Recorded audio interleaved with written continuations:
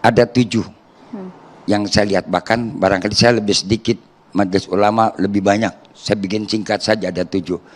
Artinya saya nggak berani mengatakan sesat dulu, ini penyelewengan, kelebihan.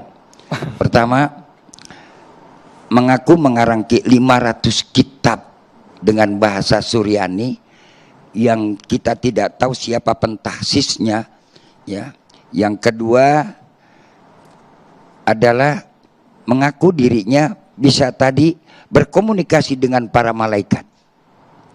Sedangkan malaikat itu adalah merupakan ibadun mukramuna la ya'sunallaha ma amaruhum wa yaf'aluna ma yu'marun. Dalam Al-Qur'an Allah jelaskan malaikat adalah merupakan hamba-hamba Allah yang suci, yang tidak pernah melakukan maksiat macam-macam, dan dia hanya tunduk dengan perintah Allah. Kenapa malaikat diajak komunikasi? Kenapa malaikat bisa disuruh-suruh? Ini kan di luar logika akal nalar. Apa barangkali udah kelebihan pintarnya. Yang ketiga, ada satu lagi yang aneh, seperti tadi ditayangkan dalam TV kita, menjaga gawang neraka, luar biasa. Bayangkan, kita bisa pikir berapa panasnya neraka. Hal-hal yang semacam ini fenomena akhir zaman, nggak usah kaget. Lalu bilang, kok banyak pengikutnya? Dajjal juga nanti lebih banyak pengikutnya.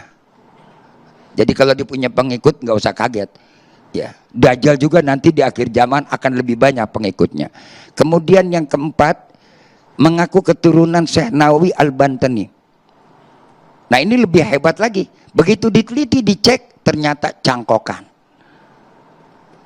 Dan yang kelima, yang lebih mengerikan dahsyatnya, sebagaimana sabda baginda Rasul Nabi kita Muhammad sallallahu alaihi wasallam, "Man kadzdzaba alayya mutta'amidan falyattabawa maq'adahu minan nar." Menyampaikan satu hadis, dan saya belum pernah ketemu ada satu kitab matan hadis yang memakai bahasa Suryani. Semua matan-matan hadis menggunakan bahasa yang disampaikan oleh baginda Rasul Nabi kita Muhammad sallallahu alaihi wasallam. Ini enggak jauh bahasanya, makoli atau makroni saya nggak ngerti. Ya. Itu yang kelima.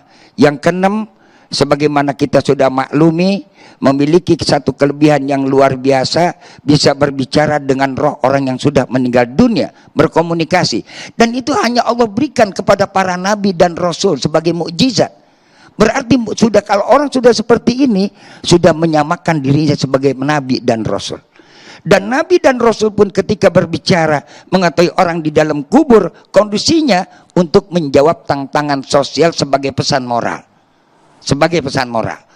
Kalau ini, sebagaimana saya lihat ada satu gambar tayangan YouTube berziarah ke makam Sunan Ampel, lalu dia berbicara dengan bahasa makolinya, lalu bercerita, oh sudah nanti untung saya bisa ketemu dalam kondisi baik-baik saja, dan nanti dia akan pergi akan saat. Saya bilang, kulir roh min amri robi. Allah nyatakan dalam Al-Quran, yas'alunaka anir roh. Ketika seorang sahabat bertanya kepada Rasul tentang masalah roh, dijawab oleh Allah, roh itu adalah urusan Allah. Wa ma utitu minal ilmi illa qalila. Manusia hanya diberikan ilmu oleh Allah cuma sedikit, sebatas dengan apa yang ada kita lihat. Jadi kalau ini udah liwat batas langit mana dia sudah liwati. Mudah-mudahan bisa kembali ke alam dunia. Indikasi penyelewengan yang Pak Kiai utarakan ini sumbernya apakah Pak Kiai mengumpulkan video, cuplikan di media sosial, atau sudah interaksi langsung dengan yang bersangkutan? Alhamdulillah saya belum, mudah-mudahan nggak dipertemukan. Saya ngeri bertemu dengan orang yang semacam ini. Kenapa? Sesuatu yang ada di luar nalar logika kita, tentu ada sesuatu di balik itu. Lebih baik saya nggak ketemu, untung aja ada video yang viral. Saya tabayun ketemu langsung Pak Kiai. Saya kira nggak perlu tabayun lagi, dia sudah mentabayunkan dirinya.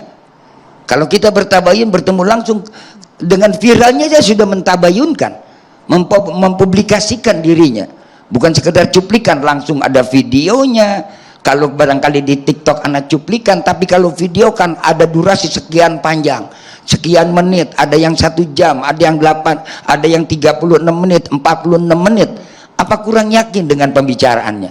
Kan nggak mungkin disampaikan kalau tanpa ada tujuan tertentu. Nah, lalu yang terakhir, tentunya yang paling amat mengagetkan lagi, bisa bahasa Suryani. Bahasa Suryani ini adalah bahasa kuno. yang sudah ditinggalkan dan paling sekarang dipakai di daerah untuk orang-orang Kristen Optik, Kristen Ortodok yang ada di daerah Syria dan juga pinggiran Palestina dan juga pinggiran dari daerah Mesir, dan itu hanya dipakai untuk bahasa ritual. Dan setelah diamat, saya tanya dengan ahli bahasa, orang-orang yang pakar bahasa, apakah betul bahasa Surian yang disampaikan seperti begini? Ternyata banyak cangkokannya. Memang kalau kita berbicara bahasa Surian yang disampaikan oleh beliau panjang ceritanya, karena berkaitan dengan ilmu hikmah yang digunakan dalam kitab Samsul Arifin.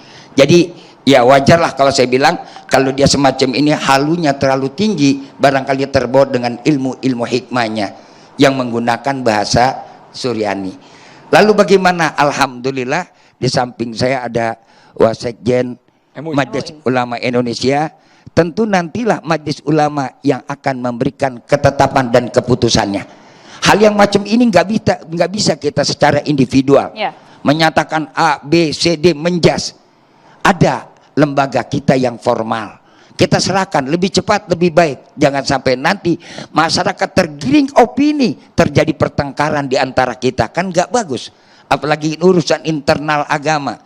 Terlebih kita harusnya dalam kondisi semacam ini menjaga kondusivitas masyarakat buat menyongsong hari esok ke depan. Pak Kiai, tapi mungkin kemudian juga menjadi pertanyaan banyak orang begitu ya, publik juga, bahwa muncul juga video yang memperlihatkan bahwa Mama Gufron bisa mengubah air biasa menjadi air Zam-Zam. Ini dimungkinkan tidak atau seperti apa, Pak Kiai? Ini kerjaan preman, Bang. Itu kerjaan preman. Preman begitu udah biasa, Pak. Air jam-jam, orang jual-jual air jam-jam banyak, nggak tahu dalamnya apa. Air sumur, air aqua ditaruh. Mama Gufron kurang canggih. Orang air preman untuk orang-orang yang jual air jam-jam, kadang-kadang air biasa dikasih label lagi. Ya. Makanya ini mah kerjaan preman yang begini. Ya. Kalau itu nggak aneh lah, itu kerjaan tukang tipu lah, saya bilang gitu. Kalau air jam-jam kan yang asli, yang dibawa dari Mekah. Ilmu semacam itu nggak ada ya? Ilmu semacam itu nggak ada, tipu-tipuan. Ya. Boleh Pak Kiai kita terbuai hal yang demikian deh. Okay. Kita coba minta tanggapan dari Zen Asegaf, Habib Kribo, melihat kalau versinya Pak Kiai diksinya saya pinjam tadi halu. Ini sudah indikasinya penyelewengan, Habib Kribo. Ya, Assalamualaikum. Waalaikumsalam. Waalaikumsalam warahmatullahi Bagaimana Habib? Ya, saya Silakan Habib. salam hormat itu buat pembicara di depan. Tokoh-tokoh saya itu ada Gus Naji, ada Haikal Hasan, ada Ustadz Romo, Ustadz Ade, dan Kiai semuanya. Begini, dalam mensikapi Mama Gufron ini saya pikir ini lucu aja lah.